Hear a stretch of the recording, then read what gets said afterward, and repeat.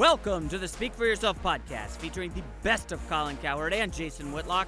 I'm your host, Jason McIntyre. It's Monday, fun weekend. How about that Sunday night NBA game, huh? Hopefully we'll get some extra NBA games in this week. Panic in Cleveland! Cowherd compares LeBron to Albert Einstein and claims LeBron is just bored and has no competition in the East, just like any great talent that's in the 1%. Whitlock claims last night had nothing to do with Isaiah Thomas not being there.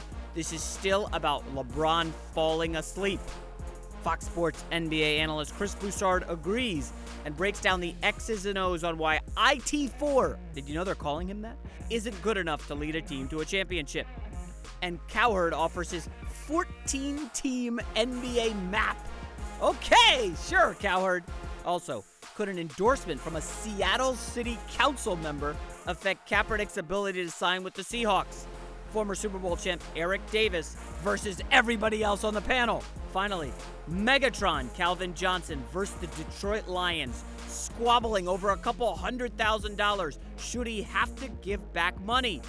Ready for Speak For Yourself? Cowherd and Whitlock, take it away. Welcome to the show. We'll tell you why it's actually time to start feeling sorry for Colin Kaepernick. Oh, all right. And how LeBron's terrible game last night proved he's even better than we thought. Speak For Yourself starts now. What? No. Yeah, this may be my strongest take ever. I can't wait to hear this one. I can't wait to hear this one. All right, hello and welcome to the show. We're joined today by Fox NBA analyst Chris Broussard and former NBA All-Star Cedric Ceballos. Let's start in Cleveland, where the Celtics stunned the Cavaliers last night, storming back from 21 down to take the win on Avery Bradley's last-second three-pointer. LeBron never got into a rhythm and finished with just 11 points, including just 3 in the second half. After the game, LeBron reportedly got into it with a heckling fan and was still in a bad mood at the post-game press conference. Couldn't get into a rhythm tonight? Is that what it was, based on their defense, or just not feeling it, or what? No, it was just pretty poor. I mean, what do you want me to say? Yeah. Seemed like you only ask questions when we lose. It's a weird thing with you, Kenny. Always come around when we lose, I swear. Yeah, okay. Colin, are you worried about LeBron's mindset after the loss? Well, I couldn't tell you the last time he had back-to-back awful games, so no. This is why Einstein was a bad grade school student. He was bored. He has no contemporaries in the East. I mean, he has no. If I said to you, who are his rivals in the East? You would say Pat Riley 1 and his current owner number 2. Who's a contemporary? I mean, at least Steph Curry has to face on a nightly basis a Western point guard. I think he's absolutely bored, and I think this is something, once you get to that 1%, I don't care if it's in law, architecture, basketball, you're fighting yourself as much as you're fighting your opposition. And so how does this prove that he's better? I get that he's bored. I agree with you that last night was Michael nothing, Jordan is considered the greatest player. He left. The Bulls won 55 games. He has a bad half. Cleveland can't beat Boston without Isaiah Thomas. This team can't afford a bad half from LeBron. LeBron is in control of the intensity and mindset of the entire team. He sets the tone. And so he came out in a not the right mindset, and his team followed suit. That's a knock on LeBron. They didn't really follow suit, though. I think part of why he didn't have a great game was that he was, as they always do, get Kevin Love going. Yep. And Kevin Love got going, 7 threes in the first half. Kyrie, who hasn't had a great playoffs thus far, he got it going as well. So LeBron was kind of just in distributor mode and coasting. They're up by 20 well into the third quarter. Yep. By the time it got close, I just think he didn't have a rhythm and couldn't get it going. Well, when it comes to comparison of the three, LeBron, Kobe, and Michael Jordan, I always said LeBron is a great player. He's better than the two when it comes to being a player. But he's not a killer. Kobe was a killer. Michael was a killer. They don't care if your grandmother's playing or whoever's playing. They want to murder you. They won't help you up. They won't give you any criticism that's good. They just want to run you over. And I think that was the situation last night. He beat them, blow them out 2 games, and he's not. I don't want to bury him. I just want to, goof around. I'm going to throw Kevin some dimes, throw Irie some dimes. I don't think he wanted to kill him. They scored 70 in the first half against Boston. They led by 41. That was an NBA playoff record, a halftime lead. Are we shocked after taking a 21-point lead in the second half? They disengaged. Our staff did a great job. This is the LeBron we have seen this year. Multiple times in the playoffs, he's goofing around, spinning the ball. I mean, he is trying to find, look at this. This is what you do at the Y. I mean, LeBron's always been better than the Eastern Conference. I've never seen him. Is it a lack of respect? That's not a positive, though. No, what I'm saying is grabbing beers. That's not a positive. Well, it's making Cedric's point. Yeah. On the court, there was no play time for Michael or Kobe, Bill Russell. Michael closed his eyes during free throws. They've done that a little Kobe, bit. Let's not forget the Phoenix game in the playoffs when he just refused to shoot. That was, again, he threw Kobe into the conversation. My conversation is mostly about Michael Jordan. And again, listen, I'm not down on LeBron. This game was nothing. They lost. They're still going to win in 5. LeBron's still great. LeBron still has a chance to catch Michael or maybe surpass him. But this last night did not help his resume. It doesn't inch him closer. And if someone wanted to use it to say it brings him an inch back, I can't dispute that. But those people are using every. I mean, I say that I was talking about this on my radio show today. I watched a Chevy commercial over the last couple days, and they put Ford in the Chevy commercial to say we're better. When LeBron struggled last night, the first thing people did is they went to their devices to say, see, he's not MJ. Largely, the LeBron critics are acknowledging now it's a two-guy race. There's no Jabbar, there's no Kobe, there's no Akeem. It's a two-guy race. I feel like most people agree with that. I think it's a two-man race for sure. Jordan's in the lead, but LeBron's the only one in the picture with him.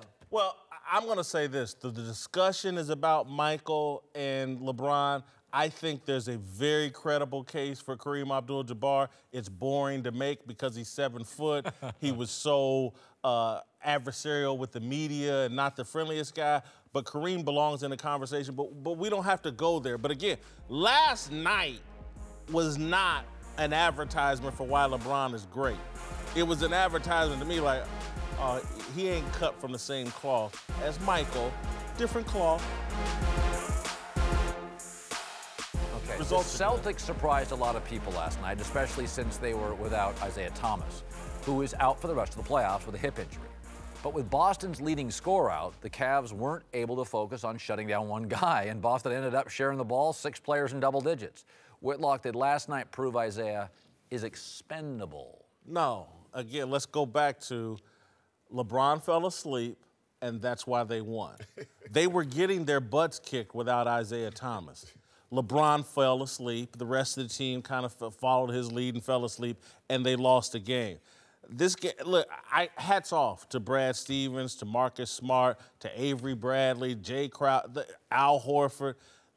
Tremendous. I'm glad they won the game, and the NBA needed that credibility. But Isaiah Thomas was a great player for them and is a great player. They're not better without him. I think what it did was got a little relief for Danny Ainge on who to pick #1. You know, I just basically that ball moved around. These players are NBA players. We give them that. That ball moved around. Players got active. The ball is in Isaiah Thomas' hands very too much. I said the same thing about Chris Paul. It's in his hands too much. We have too many talented players on this team, on the Clipper team, where the ball does not need to stick so much. If it moves around more, you get a little bit more activity. You get a little bit more intensity on the defensive end. They're already a good defensive team, you know, besides Horford and Isaiah, because he's too small, and Horford, I don't think he can move in good situations. But when you give them the opportunity to touch it more, they want to do something on the other end, and I think that's what the key was. This is another example, Chris, of us being disappointed in the ball-centric point guard. John Wall disappointed, James Harden, Westbrook. Kyrie Irving last night when LeBron's off can't lead him to a win. They're dynamic. They're fun to watch. They're the little guy in a big man's game. But once again, a little guy, we take a deep breath and go, we vote him with all these awards. They ain't changing series. Well, I'm not going to make one big determination off one game. Like you said, LeBron doesn't fall asleep. They win that game without Isaiah. But here's the thing. In Boston, it's not just about being good.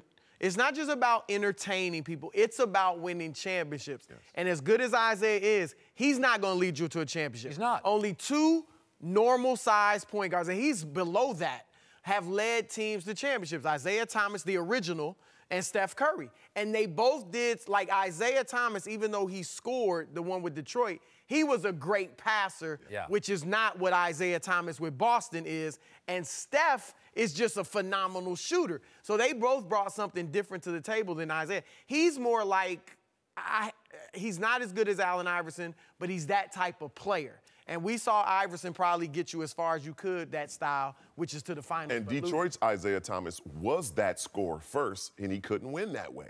Until when he got Joe and everybody else, he switched his roles. Like, all right, I got to distribute this thing first. I can always get 20, 25 points anytime I want. You know, did you see the movie E.T.? When I say E.T., you think Spielberg. Well, no, what I'm saying, when I say it, you think Spielberg. You don't think Craig T. Nelson. It was a Spielberg production. This is a Brad Stevens production.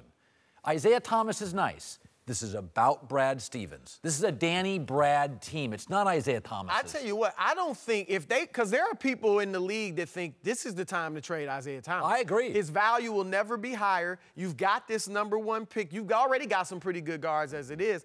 But here's the thing. I don't know who's giving up a ton to get him. Because they may feel the same way, ball-centric point guard. Maybe a team that needs an entertainer, a marquee name, but we may not win a championship, but hey, let's bring it back. Why wouldn't we bet everything I've seen from Isaiah Thomas, he kind of survived and built himself into a star.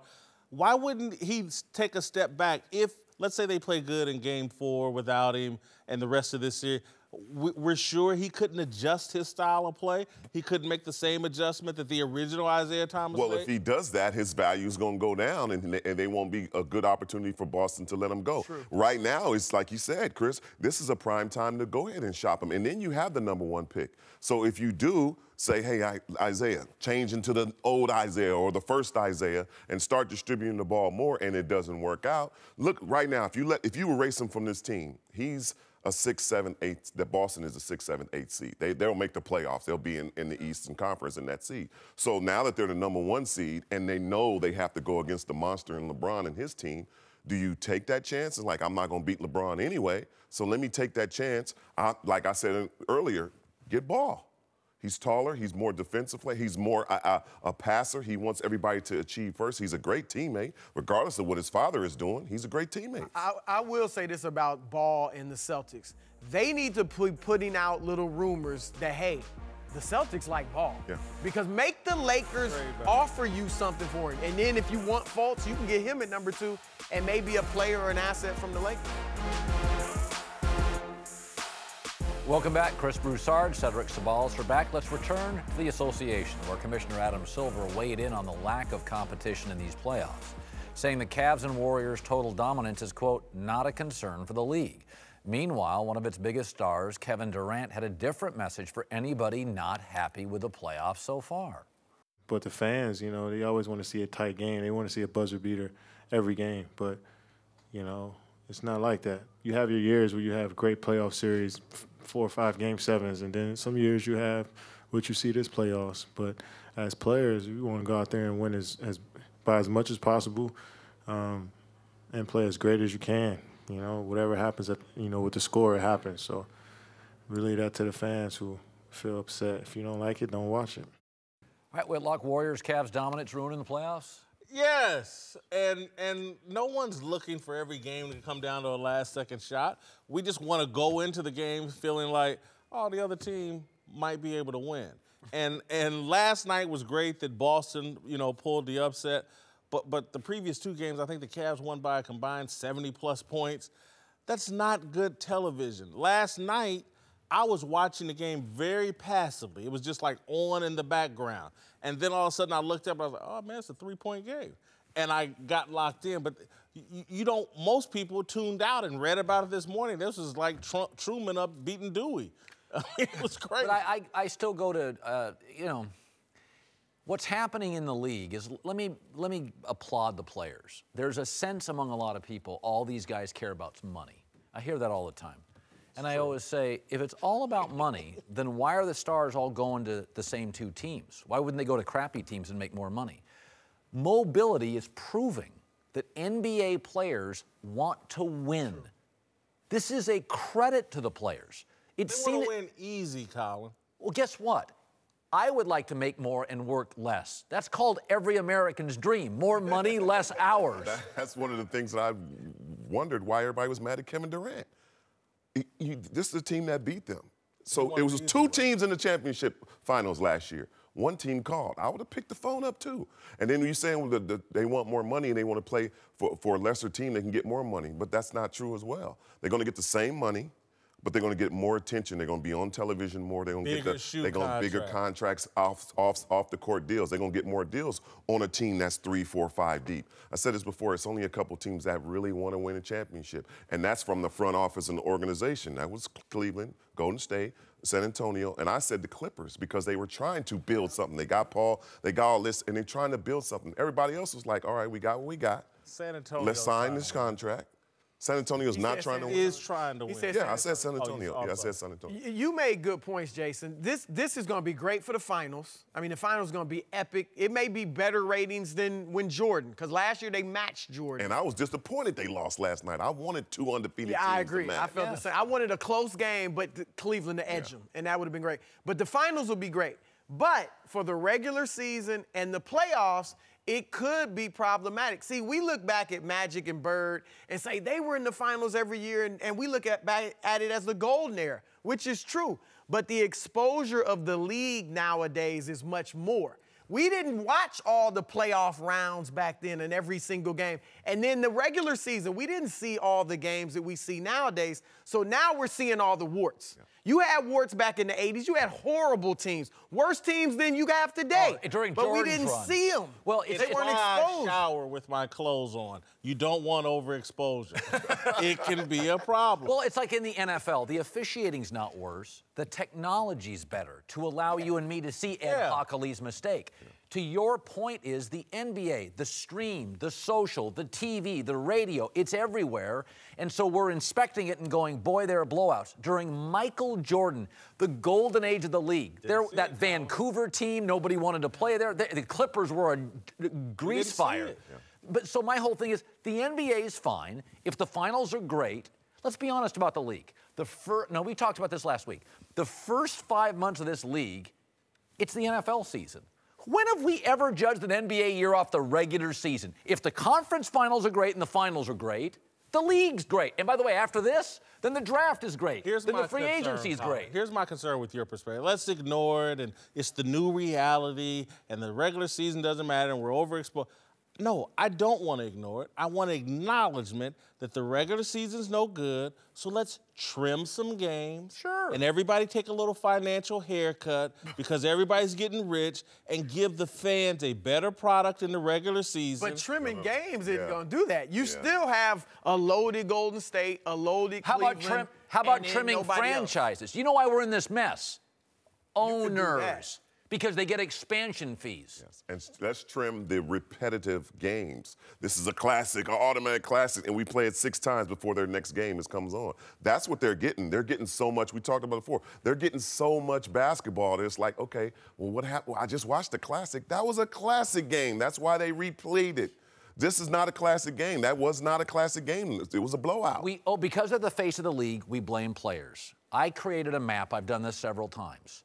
Ideally, geographic symmetry, and in the most populated areas, you'd have 14 NBA teams. Colin, 14? What are you? I'm a Pacer fan. You can't cut to 14. And you trying to? You got some map. I don't see Indiana on that map, and I ain't even got to look. They don't qualify. At the least. There are almost. You can't make 14 NBA teams. You know how many NBA players right now are heads just exploded? You're talking about cutting jobs. Half of the league. Okay, I'll give you Indiana. That would be 15. That's half of what we have. We have a bloated league where rich owners are to blame for a lot of this diluted product.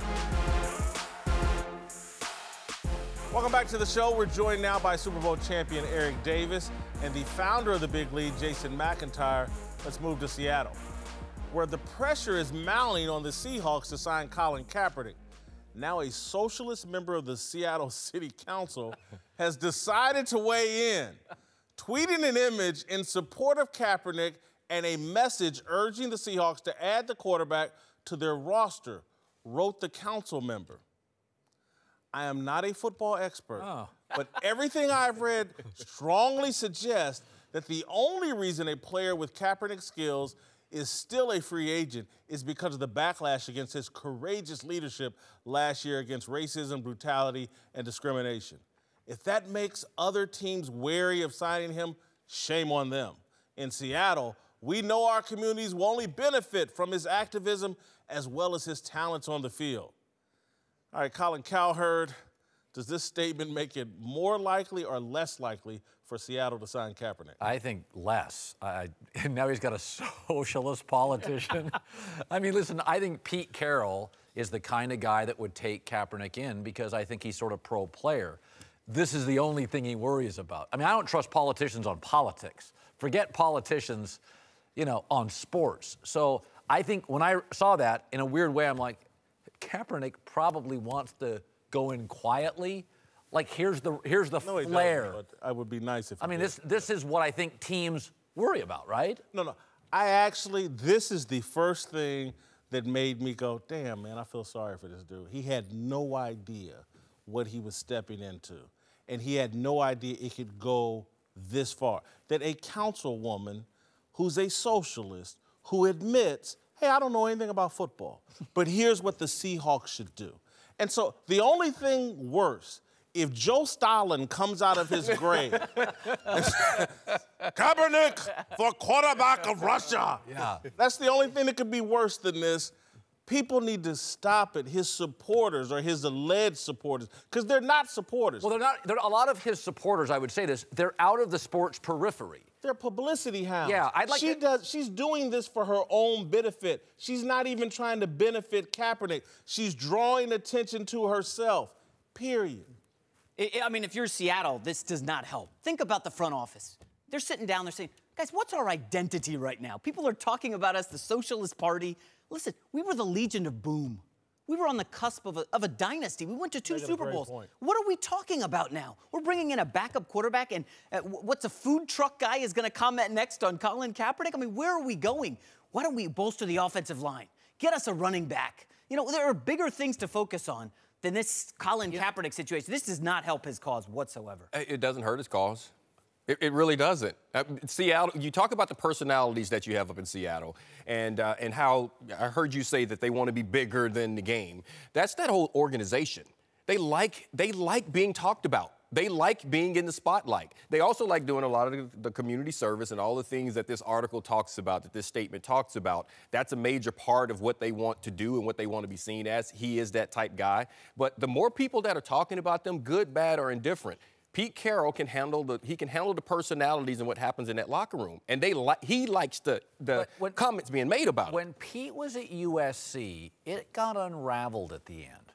Okay, it did. The special teams coach, the Reggie Bush, he didn't leave them with a lot. He left them with scholarship limitations. I look at Seattle. Michael Bennett now today is like, I'm not talking to the media. Richard Sherman, Snyder, and Pete shopped him.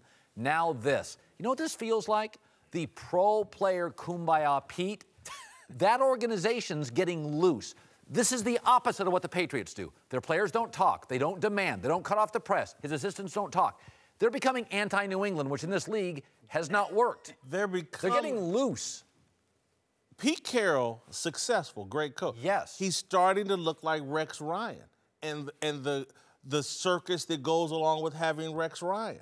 And that, again, I agree with you 100%. This is the unraveling of the Legion of Boom. And again, just like you said, we're not even talking football. We're not even what is our identity? And now it's like, if Kaepernick joins the team, they don't want him to play, but he'll be the face of conversation and driving the conversation. Let me talk about football for a sec. Hold on, Eric. Okay. What did they do in the playoffs last year? They got their butts kicked in Atlanta. Remember the year before they went into Carolina? We're down 31-0 to Cam Newton. They're not winning anymore. This team's going downhill, and they got a bunch of yahoos in the locker room mouthing off. I just don't, like you said, USC went down at the end. This feels like Seattle headed down.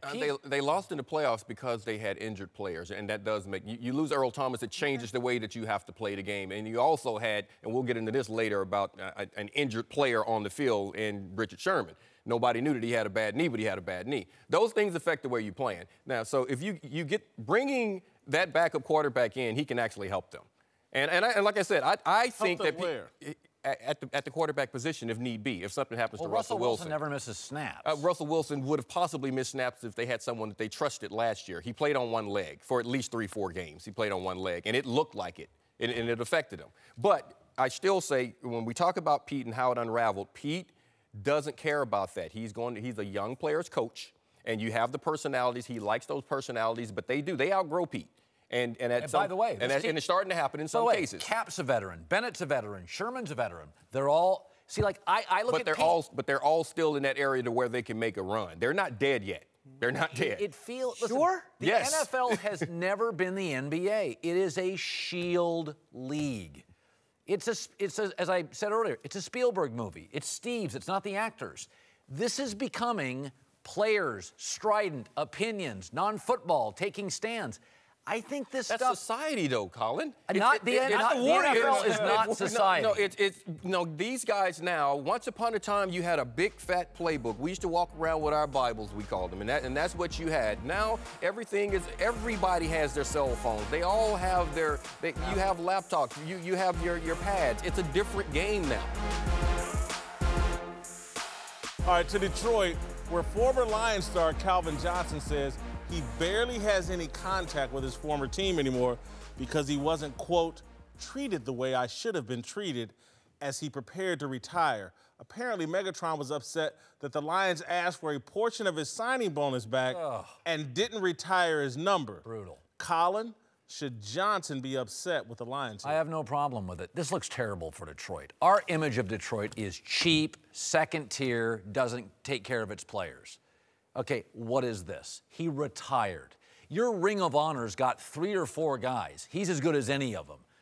And he's one of the most dignified, classiest guys. You're going to fight over parking revenue in Section L for one Sunday? This is what you're fighting over. This is what it looks like. It. Cheap organization. Colin, the man retired with tread on the tires early, well before anyone expected. They signed a contract. He doesn't live up to it, and now he's upset because it's like, hey, man, give us some of that money back. We gave you that money expecting you to play another year or two. $300,000. I get if it's 2.9, 6.4. You don't live up to your contract. Someone has a right to. Doesn't this set a bad precedent, though? If Calvin Johnson doesn't have to pay them back, what about the next guy who retires? Well, Calvin didn't give you guys the money back. Why should I? Because that guy's not Megatron. That's right. That guy's not Barry Sanders. He's not Megatron. But where do you draw the line? You draw the line on the guys that are putting the butts in the seats, that are making people buy those tickets and selling their jerseys. They quit selling them when Megatron left? No, they didn't quit selling them, but they stopped. But they're still selling his jersey. They just went to the playoffs without Megatron. But they're still selling his jersey. This is the thing, and this is an organization. I play for this organization, and you talk about how they are and how they handle things. I learned everything about this organization on picture day while I was there. The team is there. There are some people up in the rafters. We're on the indoor field, and there are just these empty chairs. So now, after the team, we take all our photos with the empty chairs. After we all leave, then the forwards come in, and they sit down. They don't even want to be around the players. They didn't want to be around anyone. That told me everything, and I played for some really good organizations and the Lions. They told me everything that I needed to know about that organization when you didn't want to be around the people that are putting the butts in the seats. Listen, there are just times, all companies do this. Apple, Microsoft, you just swallow it. This is one of the great this is a Larry Fitzgerald level performer and human. You're fighting over $300. If you don't treat him well, what free agent wants to go to that second-tier organization? They didn't treat him poorly. They gave him... They didn't give him anything. $100 million. They didn't give him anything. He earned from them $100 million.